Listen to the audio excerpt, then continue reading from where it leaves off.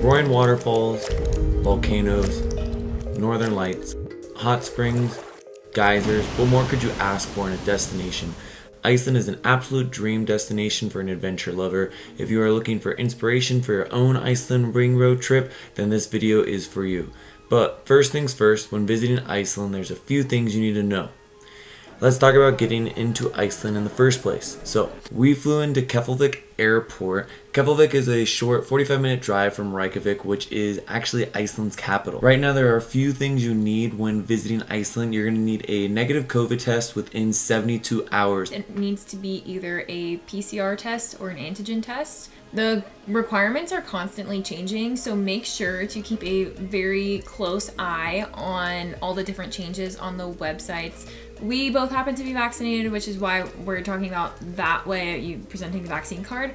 You are allowed to enter Iceland if you are unvaccinated, but right now you do have to have the negative test, and you do have to take another test upon arrival at the airport, and then you have to quarantine up to 5 days until you have another negative test. All of the restrictions and requirements are listed available online, and I'll put the links to those resources in the description box below. You will also need to fill out a pre-registration form that gives you a barcode to scan after you reach baggage claim, stating that you are indeed healthy and well and following all safety precautions when flying in the country. They will ask you for your test results at your airline counter before getting on the flight, and once you arrive in Iceland, there are checkpoints where you will have to show these documents again, so make sure to keep them handy. So after doing our Iceland trip, we really recommend breaking it up into potentially like 3 different kinds of trips. So the first trip would be a summer road trip, and summer is the best time to visit Iceland if you're going for all the outdoorsy, hiking, camping kind of trip, and that way it's because all the snow is melted and it's very easily accessible, all the campgrounds are open, that kind of thing. At the beginning of summer in June, there's this phenomenon called the midnight sun, and so there's a lot of photographers that will go out and try and capture this phenomenon where it's daylight like 24/7 basically. You're getting like a beautiful sunset at midnight, and so that's a really cool opportunity. If you're a photographer, you can go. A lot of people will just like sleep during the actual day and just stay up all night and photograph, since there's like less crowds and still beautiful lighting. So that's one option. If you're going later in July and August, they're just like what we did. We went in August, and our summer road trip was more oriented just towards, like I said, like the hiking. If you're wanting to go into the highlands or the western fjords, you're gonna want to make sure you go in the summer, just because the roads are easily accessible and they're open. You can't go to the highlands if it's not summertime. The last trip we'd recommend doing is a winter road trip, and that would be more geared towards looking at the northern lights and going to all the hot springs. So we'll get into this a little bit later in the video, but not all the campgrounds are open during winter. In fact, a lot of them are closed. So you do have to have a little bit more preparation in this trip. The best time to do this winter trip would be September to March. It's also gonna be the cheapest time to go since it's off season, but if you are looking to see the northern lights, this is the best time to go. How long to visit? If you fully want to make the most out of your itinerary around the ring road, we'd recommend 6 to 7 days. If you want to add on seeing excursions off the ring road, plan on adding a few more days, unless you're crazy like us and go from sunrise to sunset every day.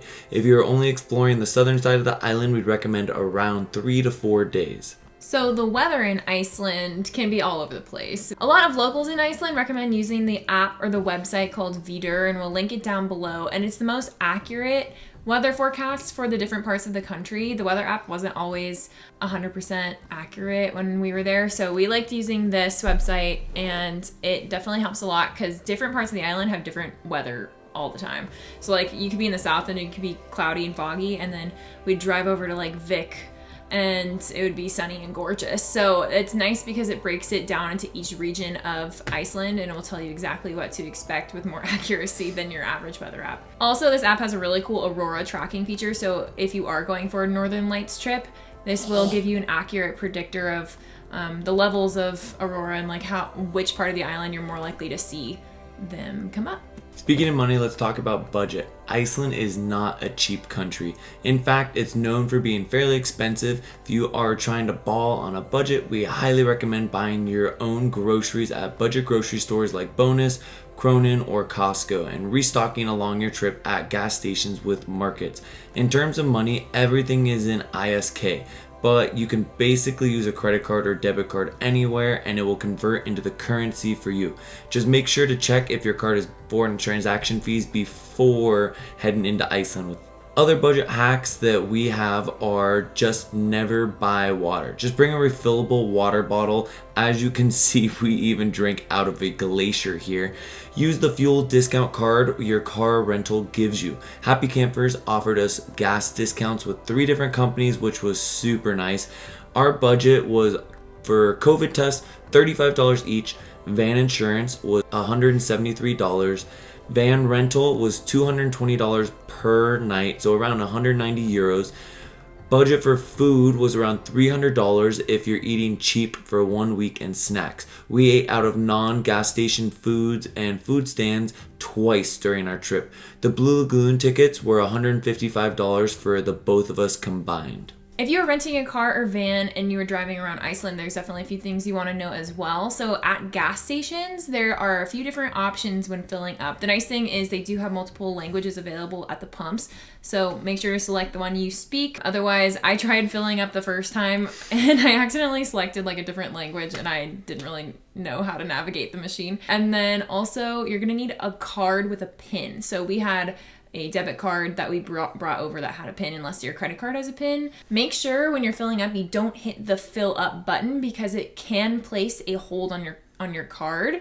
We've known quite a few people that didn't know this beforehand, and then your card is locked and you have to call your bank and like deal with a lot of red tape, and that's just not fun. So never hit fill up, just hit like a certain amount of gas that you want, and if you need more, you can get more, and if you end up using less, they'll actually refund that amount on your card if you already prepaid for a certain amount. Also, on the same line of driving around Iceland, there's a lot of gravel roads and roundabouts. Make sure you learn how to drive a roundabout if they're not in your area, because I mean a lot of Americans have a hard time driving in roundabouts. Get familiar with driving on a gravel road or off-roading if you happen to be going into the highlands or on F-roads. Also get familiar with dodging sheep, because there's a lot of sheep in the roads when you're driving around the ring road. We absolutely recommend renting either a camper van, preferably with a 4x4 option, or a 4x4 vehicle with a rooftop tent option for your ring road trip. Driving and camping really makes seeing some of the most scenic spots super accessible. If you don't have a rental with a 4x4, you won't be able to explore any of the Icelandic F-roads. We used a van from the company Happy Campers and absolutely loved it. Keep in mind when you are booking, some of the vans are automatic and some of them are manual. Just so you have an idea of what to expect in terms of what we got in our van, it came with a full pull-out bed setup. It originally set up as a couch and then you convert it later at night. It came with a sink, soap pump, and then there are also like a stove, dishes, utensils, anything we could have needed to cook in there. So that was really nice. You can also add add-ons with your van rental. We decided to get a Wi-Fi unit with a GPS, which was a game changer. Definitely recommend doing that. Some extra blankets. You can get some sleeping bags, like a Bluetooth speaker. There's a ton of additional upgrades. So just check out whichever van rental you decide to use. Look at their website and see what extra amenities you want to invest in. We definitely, if we could choose one, invest in the Wi-Fi GPS unit. Another thing when you're booking your van is to get insurance. A lot of the time people are very stubborn about getting rental car insurance because like a travel credit card will cover it or something like that. But in particular with Iceland, there are some insurances for different things. We would definitely recommend getting the gravel and tire insurance if you only had to pick one, because a lot of people we know got flat tires, or it's just like the conditions of the road. It's super windy. It's very extreme weather, even in the summertime. So it's better to be safe than sorry. And it would be a real bummer if, something happened while you're driving on a dirt road and then you have to pay a lot more because you didn't get the insurance. And like we said, I think it was around like $170. So if you're doing a lot of off-roading, it's probably worth it to get the insurance. We did lose a hubcap while we were out and about, and we luckily had the insurance on it. Camping, hotels, and hostels. If you are doing van life or renting a car with a rooftop tent, there are plentiful amount of campsites around Iceland during the summertime. However, the majority of campsites in Iceland are not open all year round. Summer campsites are only open from approximately May 15th to September 15th. Winter campsites are open all year round with facilities and hybrid campsites are open all year round with limited or no facilities. Spending the night at campsites can be significantly cheaper than renting expensive hotels. So the nice thing about Icelandic campsites is you don't have to book them ahead of time. Unlike in the United States where campsites fill up like 6 months in advance, you can kind of just go and park and drive as long as there's a spot. And there's so many designated campsites in Iceland. And because there are such plentiful campsites, you actually are not allowed to camp anywhere you want. It is illegal to not camp in a designated campsite. There are almost 200 campsites that you can stay in though. So you do have a wide variety of options. What was nice about using Happy Campers is they gave us a full GPS, like Google map of every single campsite in Iceland. So since we had the Wi-Fi and the GPS map, when we were driving, if we decided to just like spontaneously, hey, let's sleep at Skogafoss or something, we could just find the nearest campsite and then super easily pull in and spend the night. So that's another reason why we'd recommend getting that little GPS unit, because it comes preloaded with all of those designated campsites, so you don't have to worry about it. Most of these campsites do have a small fee. They're around like $10 to $15 a night. But when you compare that to the price of a potential hotel stay or a hostel stay, it's as cheap as you can get for traveling. However, if you are going in the winter, since like we said earlier, the campsites, a lot of them are closed, hostels and hotels could be the way to go, especially if you are not inclined to enjoy the cold weather. Our van did have a heater in the back, which was super nice, but it was also not getting super chilly at nighttime like it can during the winter. So that's just something else to take into consideration when booking what time you're going in terms of the year, because it can get very cold if you're car camping during the winter. There's some also really cool, pretty unique accommodations throughout Iceland. One that we know of that we didn't actually get the chance of staying at, but we've seen a lot of people go to. It's called the Panorama Glass Lodge. And it's this insane like glass cabin where you can look up and see the northern lights. So we'll link that one down below if you guys want to check that out. It seems like a very cool accommodation option. Now, while exploring the ring road or any part of Iceland, here are some things not to do. Off-roading is actually illegal in Iceland. They've created all of the roads between the F-roads and the regular roads on the ring road. Stepping on moss is also very disrespectful and can hurt the nature. So if you see paths, make sure you stay on them. Don't go off them, especially if you see moss, try and avoid those. Now that we've covered the basics, let's jump into our itinerary and stops we made along the way. Starting in Keflavik, we immediately took our shuttle over to Happy Camper's office, which was a short 10-minute drive. First things first, we immediately went to Costco to stock up on road trip snacks for the week, and then we headed into Reykjavik to explore the city before starting our drive down to the southern side of the island. Next up, we hit the Reykjavik food tour, and if you guys didn't already see this video of ours, we will link it up here for you. It has our full experience, and we just thought it was such a great way to learn about the city's culture, the food, the history, the architecture. So we definitely recommend checking it out. We'll also link it down below for you if you are interested in taking this tour, but it was a fantastic way to start our trip before we headed down south to explore. Disclaimer for this portion of the video, if we butcher any of the pronunciations of the names, we do not speak Icelandic. We're trying really hard and we did look at a pronunciation machine, but that they could be wrong. So don't give us a hard time. We started by hitting Seljalandsfoss. So this is a waterfall you can actually walk under. It's a 200-foot waterfall and it's absolutely beautiful. It's one of the waterfalls in Iceland that you can actually walk all the way around, and it's something else. Make sure you bring a light raincoat because you will get very wet if you decide to do the short little trail. There's another waterfall that's right next to Seljalandsfoss, and it's a hidden one that a lot of people are just now starting to go to, and its name means dweller in the gorge. And it's another really cool waterfall that it's worth the time if you have it. However, it does involve walking through a pretty small canyon and the spray is very strong, so you might get soaked. So make sure to have a dry pair of clothes in the car if you are planning on doing that, because you need to be prepared to get wet. The first day we hit 2 more waterfalls. Of course, we hit the famous Skogafoss. There's 2 different viewpoints. There's the one right under the fall. We're gonna head up the stairs first and go all the way up to the top. If you don't like stairs, you're gonna hate this side. So stick to the bottom view. Steven thinks there's around like 400 stairs. We did the upper lookout first. It's up a ton of stairs. You get a little workout in and you can see an aerial view from above. There's also a connecting trail up there. So if you're looking to do some hiking around Skogafoss, check out All Trails or do some research on that area. Or there's of course the one standing right below Skogafoss, and it's absolutely beautiful and quite humbling to stand under such an insane waterfall. You guys, we basically have Skogafoss all to ourselves. This is crazy. Look at that. There's one family. So if you want to go and you want it to be less busy, we definitely recommend doing sunrise or sunset there, because middle of the day is going to be absolutely packed. Then right next to Skogafoss is Kvernufoss.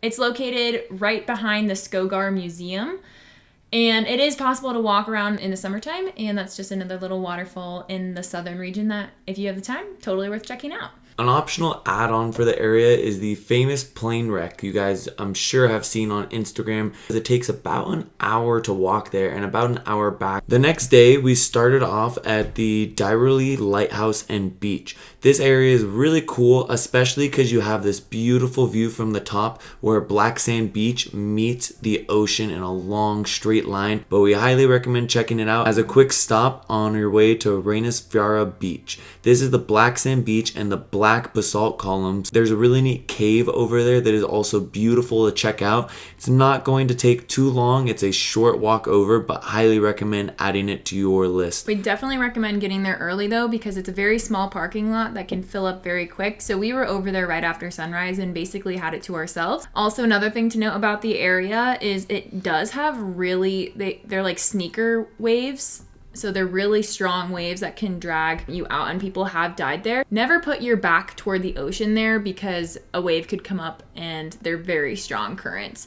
The next place that you want to stop is Vik. Vik is actually where we camped that night. There's a really nice, easy campsite that's only about a 30-minute drive from the Dyrholaey Lighthouse and Beach. And if you guys are there for breakfast, we recommend checking out Skool Beans Coffee. It is a really cool little coffee shop directly in a school bus in the town. Next up is this cool canyon. It is absolutely incredible. We recommend going early in the morning for sunrise or later in the day for sunset to experience the most beautiful view. You cannot walk out on the little ledges because of the moss there, so please respect that and leave no trace. At the very end of the canyon, you'll find a beautiful waterfall, and you can fly your drone here. So if you do have a drone, please be respectful of the other visitors around and enjoy the scenic view. Next up is Mulagljufur Canyon. This canyon was a really fun hike. This was probably one of my favorite hikes in the south of Iceland, just because of how green and beautiful the waterfall was once you got up there.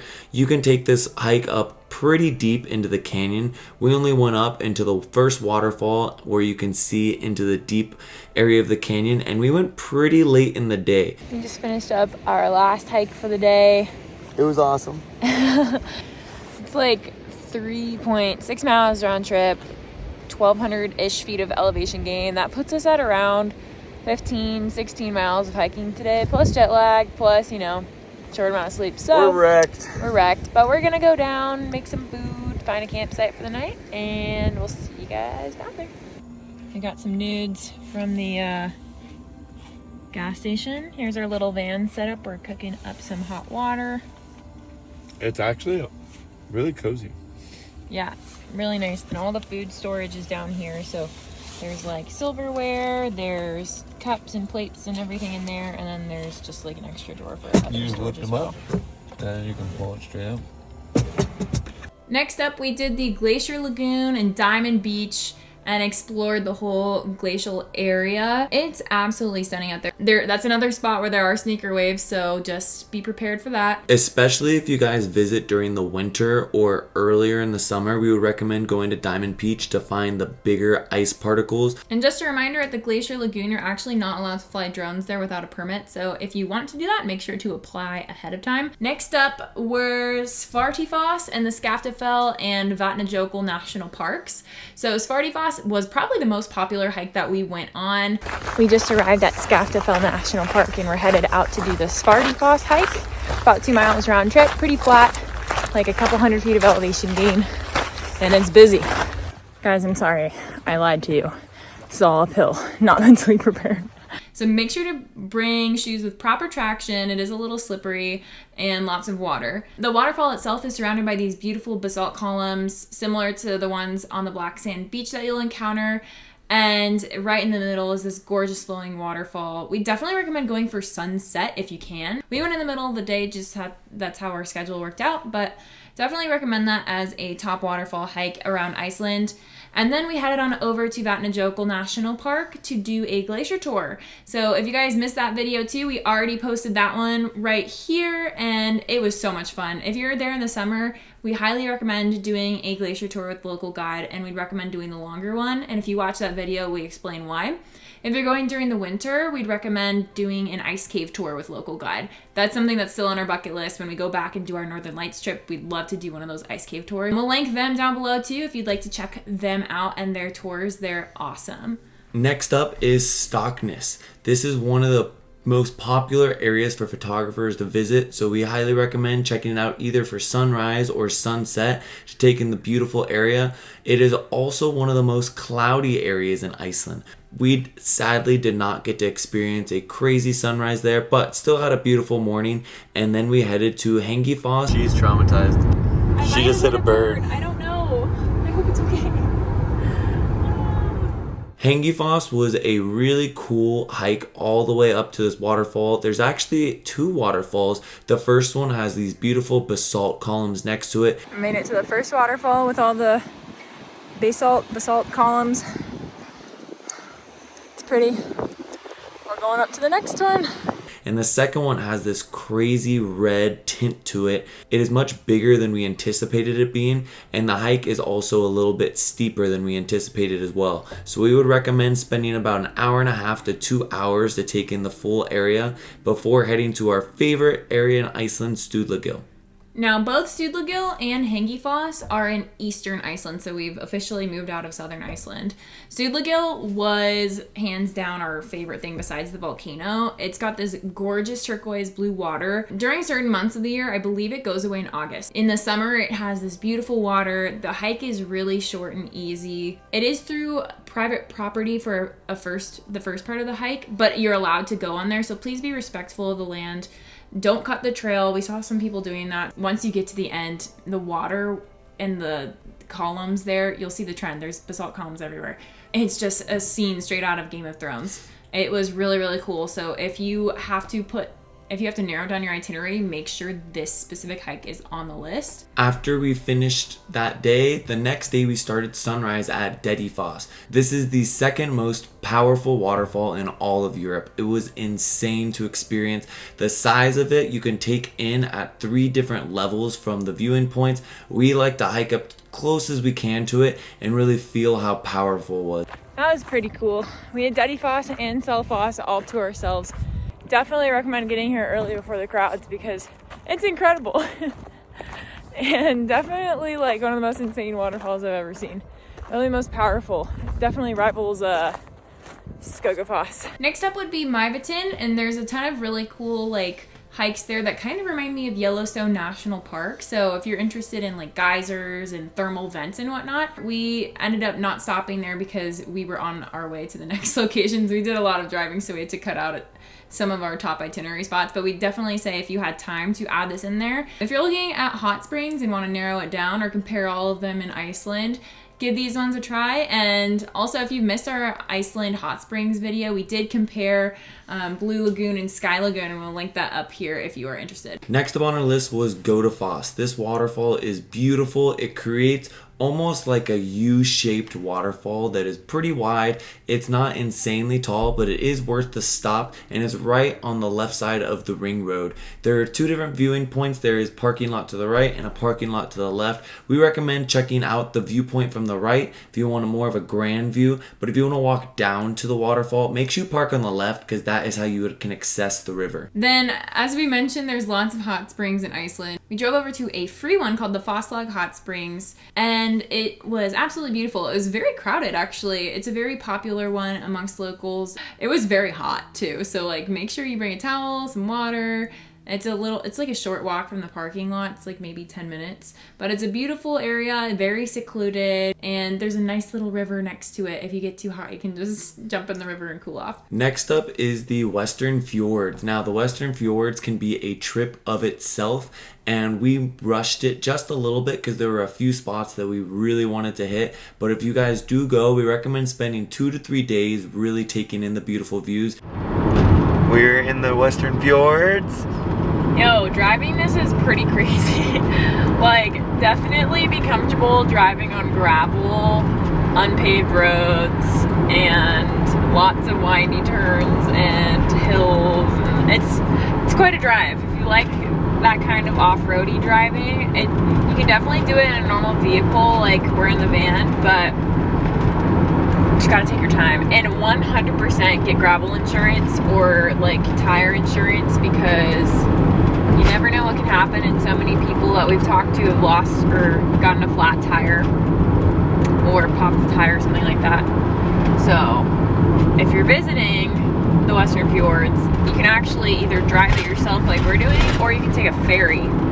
But we decided to drive, so here we go. One of the top spots that we liked there was Dynjandi Waterfall. This waterfall was my favorite waterfall in Iceland. It looked like a cascade. It is a really fun hike going all the way up to it. There's about 3 or 4 different waterfalls leading up to the actual Dynjandi Waterfall. One of the spots we definitely recommend checking out. After that is Raudisandur Beach. This beach is one of the golden sand beaches in Iceland. You'll see a lot of black sand beaches because of the volcanic eruptions and whatnot and erosion. So this is one of the rare non-black sand beaches in Iceland. So it's worth a check if you are on your way to our last recommended location, which is the Latrabjarg Cliffs. And this is a popular puffin viewing location. They do go migrate out to sea the rest of the year, but from like June to August, you can likely get a very good view of puffins nesting there. And so if that's on your list as a photographer, or you just want to see some cute little birds, it was still a really cool spot. Highly recommend checking out. I'm gonna butcher the name like everything else in this video. The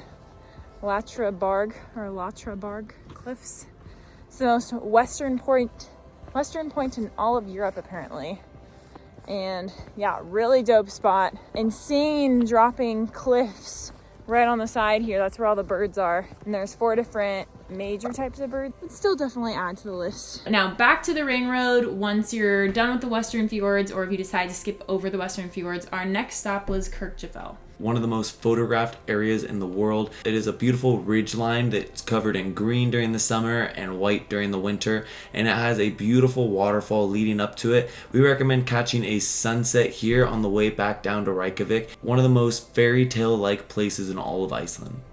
Then we decided to hit the western side of the island, and so we stopped at Arnarstapi, and it's a really cute little town. We stopped at the coffee shop there, got some coffee, walked around. There's a sea bridge, and just did some coastal exploring. It's really nice, especially if you're on your way to the classic Budir Church. Saw a lot of people photographing it. It's cool, but I think it's overhyped in my opinion. But Giselle thought it was overhyped. I really enjoyed it. It's a church that you've never seen before. It's very symmetrical. It has a lot of history to it, and it's very, very fun to photograph. Still a super fun area to stop at, and especially since it's about a 2-minute drive off of the main road back to Reykjavik. Then there's this other spot called Landrangar, which is a really cool little area where there's some like sea cliffs and formations that you could check out if you are into like the coastal views, some really cool rock formations. This could be a cool stop for you to check out. Next up, we did a hike spontaneously called Glymur. It's the second tallest waterfall in Iceland. And this one was a really fun hike. We didn't really know what we were going into with this one. We just had read about it like the day before and decided to say, you know what, we're gonna do it. And it's pretty steep, but there's some really fun ropes. You get to do a river crossing across this really long log. And it was just a really fun hike.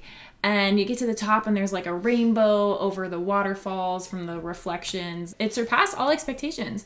So we definitely recommend checking out the Glymur waterfall hike. And then we had to go back into Reykjavik and get a COVID test to come back to the United States. So that's kind of why we ended with Reykjavik instead of starting there. And we went to the Sky Lagoon. The Sky Lagoon is very high class. It's a beautiful area. If you want to check out more about our Blue Lagoon or our Sky Lagoon experience, like Giselle said earlier, make sure you check out this video where we go through the details on both these beautiful places. Yes, and then the next day we finished with the Golden Circle, which honestly was not, like, we were happy we finished with it, but we had seen so many cool things beforehand where we'd really recommend getting outside of doing, the Golden Circle is probably the most touristy thing to do, and it's for a reason. There's like tons of tour buses. But the waterfall is really cool. Gullfoss is probably our favorite stop along the Golden Circle. Thingvellir National Park, unless you're doing the scuba diving in the Continental Divide area, could maybe skip it. Like, and that's just my personal opinion. No offense if you enjoyed it, but I think it was a little hard for us to do the Golden Circle after seeing the entire country. If you start with the Golden Circle and that's the first thing you do in Iceland, you get to see some really cool rock formations, you get to see the waterfalls, you get to see these beautiful rivers flowing through, this crazy waterfall like we were talking about. But after seeing the entire island and everything else it has to offer, there's so much better things to do. That's Definitely on the lower end. If you only have a few days here and you were thinking, well, do I need to add an extra day in for the Golden Circle? You really aren't going to miss anything except for that one waterfall. We do recommend checking that out. And Geyser was kind of cool. You can just like make a pit stop there. We watched it go off a few times. The little baby geyser was adorable. That was like the first thing you do when you walk up. There's a few different geysers. One of them only goes off once every 8 hours and is the biggest geyser. The one that we stood and watched goes off about every 5 to 9 minutes. Yeah. And it was still pretty impressive. It threw them up about 30 to 50 feet each time. And it was kind of fun to see the crowd in awe. If you stand over on the right side, you are going to get wet. So I'm giving you a warning. If you walk around to the left side of it, there's a very nice, beautiful picture spot. And it's a beautiful spot along the Golden Circle. We're here at Geyser along the Golden Circle, and we're waiting for this one. This one's called Stroker, which erupts every 6 to 10 minutes. And hopefully we'll get some good footage for you. Last but not least, we got to go to the volcano, and this was by far the highlight of the whole trip. We were kind of unlucky in the beginning of our trip that it was not going off at all. Funny story behind it is we got there, we were kind of watching the volcano radar. That morning for sunrise, we were like, let's do it. We hiked up there, we were stoked, it was glowing a little bit. We were like, we went to the volcano. Later that day, we checked the forecast again, and it has a live cam of the actual volcano, and it was going off. There was lava flowing down. It was incredible. So immediately after finishing the Blue Lagoon, we drove back there. We did the hike again. So we did it for sunrise and sunset, but it was still so worth it. And today we are hiking a volcano. We actually already hiked it this morning at sunrise, but it wasn't as crazy as it is right now. So we are doing it for sunset too, and we're about to head up. It's raining, which is why we're all bundled up, and it's very cold, but the stoke level is high. We're ready. So it's a pretty steep hike, the one we're doing. There's about 4 different ways you can get up to the viewpoints right now, but the lava's been going crazy all day, so we're hoping to get something amazing. It was windy, it was raining, it was late, but it was our favorite experience of the trip. We got a cool photo out of it that we printed. There are a few different viewpoints that you can hike to see the volcano. They're constantly changing. We did Path C, but Path C for us now, maybe Path C, a different Path C for you in the future if you're watching this video later on. So it was the longest viewpoint away, and we just decided to do that. You could even hike down to where all the lava was and all the dried flows and whatnot. But yeah, it continuously changes because it's still erupting. So just keep an eye on the Visit Reykjanes website, and we'll link that down below for you. You can even get a guided tour up there if you're not comfortable doing it yourself.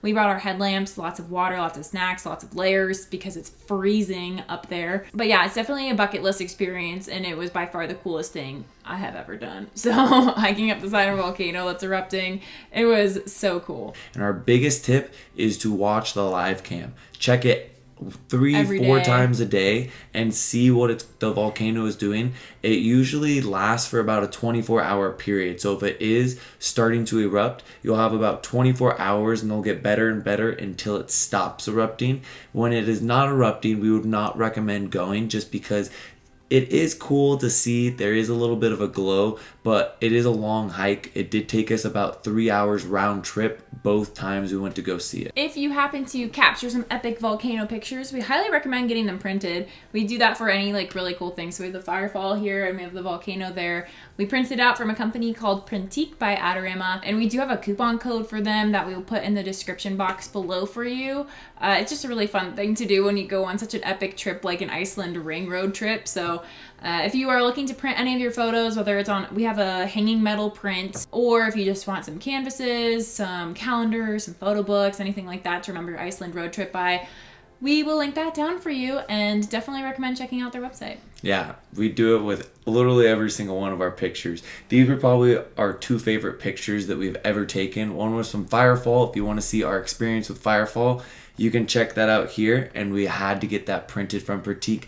And this was our second favorite that we've ever been on from our Iceland trip. And that is it for our Ultimate Iceland Ring Road Travel Guide. If you want to keep up to us every day and see all of our recommendations, don't forget to follow us on TikTok and Instagram.